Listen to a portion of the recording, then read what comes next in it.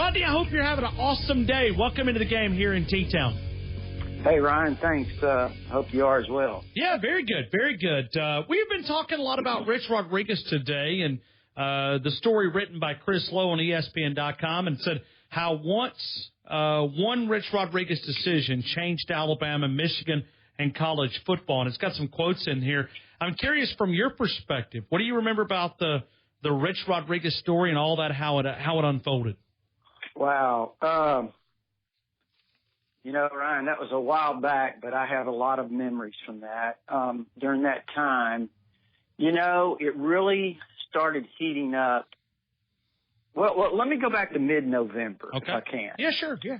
So mid-November, I start making a few contacts with people about Nick Saban. I called some, let's say, coaches that were familiar with him and started checking on some things about, rumors that he might be interested in the Alabama job. And I would say it was the week after the loss to Mississippi State, I got a phone call right after our TV show, Tuesday night with Gary Harris, WVUA. I got a phone call in the parking lot right next to the stadium. Never forget it. Gary Harris was in the vehicle with me. And the guy told us that Nick Saban definitely had an interest in the Alabama job. There was no question about that. And then as time kind of progressed, Rich Rodriguez started emerging in early December as the supposed leading candidate. And I got a phone call from someone highly connected, with Jimmy Sexton, probably the first week of December. And I had no idea that he had been kind of monitoring my website and things I was posting. And he put pieces together and he said, I think you know more than you've posted. And I appreciate that you haven't posted some things that I think you know, if that makes sense. And he said, so I want to try to help you out a little bit. And I said, okay. And this was on a Thursday. I think it was a Thursday night or Friday, right before Rodriguez was supposedly going to be named. He said, Alabama's going to make the biggest mistake in the history of college football. And I said, you mean by hiring Rodriguez? And he said, yes.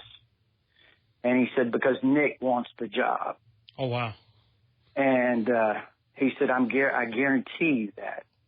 And he asked me what I was hearing on this end. I just said, well, I've heard speculation that Alabama's a little fearful or some people at Alabama are fearful that, Saban will lead them to the altar and then kind of drop them at the end. He said, not true. He won't do that. He wants the job. He said, what I need you to do is I need you to get in contact with somebody that that can reach out to Mal if you've got somebody. And I said, well, I do. And he said he needs to get in touch with Mal. And he needs to tell Mal Moore that if Rodriguez, for some reason, doesn't take the job, that Nick still wants it, regardless. You've heard Nick Saban say many times, somebody else had taken the job. They hired somebody else, referring to Rodriguez. Sure. And then it didn't work out. Okay, well, so this guy that I had, he contacted Mal on 9:00 Friday morning, December the 8th is what it was. That was the day that Rodriguez was supposed to tell his team at 2:30 that afternoon that he was going to Alabama. So he contacts Mal. He says, Mal, you're making a big mistake. Nick Saban wants this job. And Mal just said, well, all due respect, we think we're going to hire a really good football coach today. And he said, well, okay, Mal, here's what you need to know. If something happens, this falls through, Nick still wants the job. And he said, that's the message I have to get to you.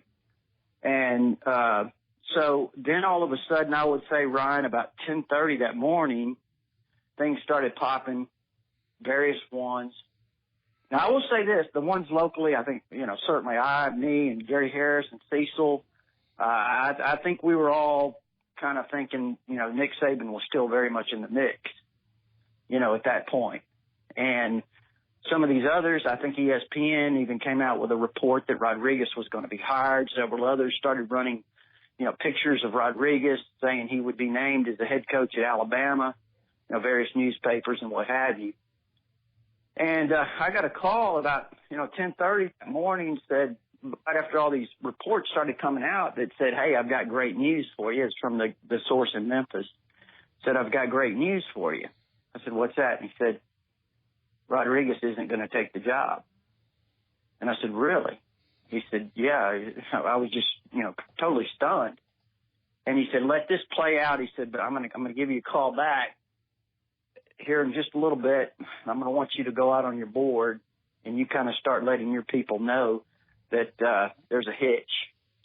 So about noon, he told me released it, that a little before noon. He said, once you go out there and you basically lay it out there that you have serious doubts about Rodriguez will take the job.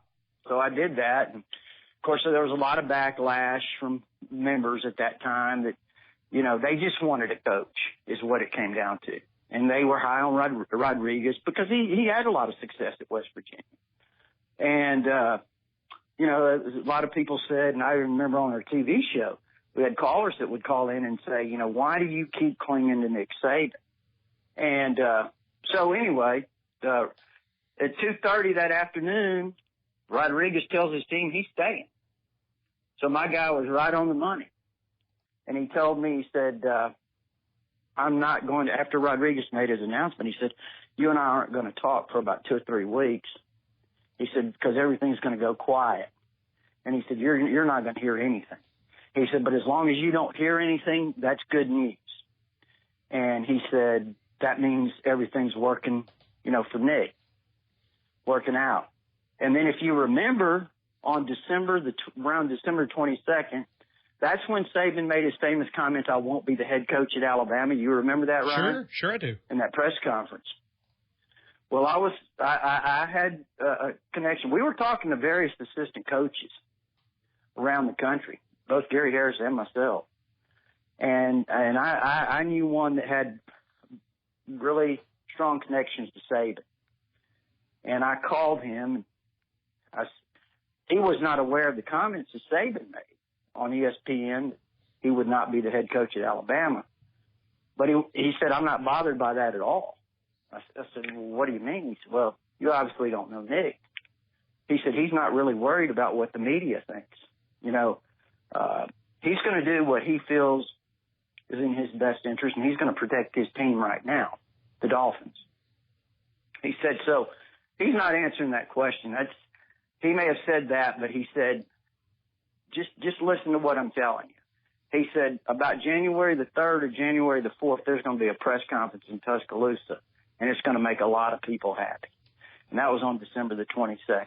So we saw what happened. That's kind of how it unfolded. That's just kind of bits and pieces of how it unfolded behind the scenes for me. Wow. Rodney, you've got to go back and read some of this book because as you're sitting there telling me the story, it matches up identical with Coach Malmore's book. Well, I haven't seen his book, but it's. I mean, as you're sitting there telling the story, I'm going through chapter by chapter in my head. It's exactly the way that it was laid out. Is really wow. I mean, it's kind of fun to be able to reflect on this. All right, so what do you think? If Rich Rodriguez is named the guy, you think he could have done anything here? Well, again, first of all, it's almost unfair because you're comparing him to Nick Saban. Sure. Well, even Rich Rodriguez said in the article, Nick Saban's the greatest coach of all time. He said, if I'd have said yes, you probably wouldn't have won 5 championships. Well, and this is what this guy was telling me, that my Memphis source was saying, he just said, I can't believe Alabama's going to make the biggest mistake in college football history. That's what he kept saying over and over during our conversations. Well, at this point, I'm feeling horrible about it because I certainly want Alabama to make the best decision, and I thought Nick Saban was by far the easiest choice to make because he was the best choice. Clearly, it wasn't even close. And so, do I think Rodriguez would have done a good job? He probably would have been okay. You know, he's a pretty solid. He was a pretty solid coach. I think at that time he had a lot of success at West Virginia. Here's the problem though, Ryan, and this is the difference between Nick Saban and a lot of people. I mean, it takes a certain kind of coach, and I said this on Gary Harris's show earlier this week. People like to say, well, we're Alabama, we can win with anybody. Well, not really. I mean, yeah, I get it. A lot of these coaches have won 10 games, but that's not the goal here at Alabama. It's to win national championships. And this Dennis Franchione told me one thing. He said, and this we were talking just he and I one day, and he said, it's really not Mike Dubose' fault for what happened to him while he was here. He should have never been hired. He said, I'm not saying wasn't a qualified coach. He said, but he was an assistant coach that had no head coaching experience. And he said, I've been a coach for 27 years, a head coach for 27 years or whatever it has been.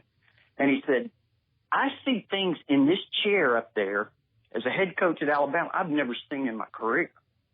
And he said, this is a different monster here. Of course, you saw and I think it's safe to say Coach Fran was never comfortable here. And so I go to Rodriguez and I think, would he have been strong enough to handle this place? It takes a really special person to be able to do that. You saw Coach Bryant. He did it, obviously. Gene Stallings did a pretty good job of it. And, obviously, Saban's done an incredible job. So, but it takes a special kind of person, I think, to manage being the head coach at Alabama. Rodney, I'm going to summarize this, and your insight. I'm getting text after text after text of people saying, we love these fascinating conversations. These are really good insight of kind of where we are today. Let's say that Rich Rodriguez is not able to handle that pressure. Could Alabama have afforded to hire another coach for a 4-year, mediocre, 7-5, 6-6, 4-7s? Could they have afforded to hire one more guy and then flip the script 4 or 5 years later?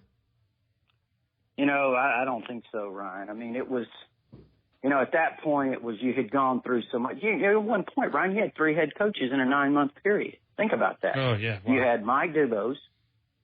No, I take that back. You had Dennis Franchione, Mike Price, which was a complete and utter debacle before it ever even got started, and then Mike Shula.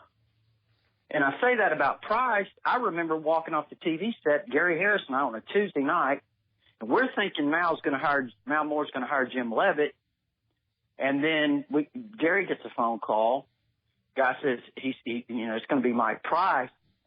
Gary and I just look at each other and are like, this guy's he's not a fit. It's not a fit. He's not a fit at all. And I probably shouldn't say what Gary was taking so many phone calls. I don't think he would mind me saying this, but I've got to laugh. He would taking phone call after phone call in the sports department at WVUA, and he was just telling people, hey, I'll be honest with you. Hope for the best, expect the worst. Wow. when Price was hired, because the handwriting was on the wall, and that's the way I felt too. And I probably shouldn't speak for Gary, but that was the way we felt. And so, and then all of a sudden you've got Mike Shula, who held it for 4 years, so until Saban. Awesome conversation. Rodney Orr, TighterInsider.com, TighterInsider.com. If you're looking for that insight that can connect the dots between the generation, I guess, Rodney, we connect with this final story. We're all here today, and we're complaining about 11-2, right? Oh, yeah, can you imagine? Yeah. It's been a 2-year drought, Rodney, since Alabama won a national title. Yeah, I was just really, to be honest with you, I knew Saban was a great coach, but I was just hoping he would make Alabama into a perennial top 5 team and win a national championship. But 5 so far, in your wildest dreams, you could not have imagined that, it's just, and hopefully there's more. Rodney, thank you so much for the insightful conversation. I always enjoy these, but I love this historical perspective that you can provide and connect the dots. Rodney, thank you for your time. All right, Ryan. Appreciate it. TiderInsider.com is the website, TiderInsider.com, TITVWVUA, Gary Harris, 23, each Tuesday, 6:30 and 10:30 on the replay.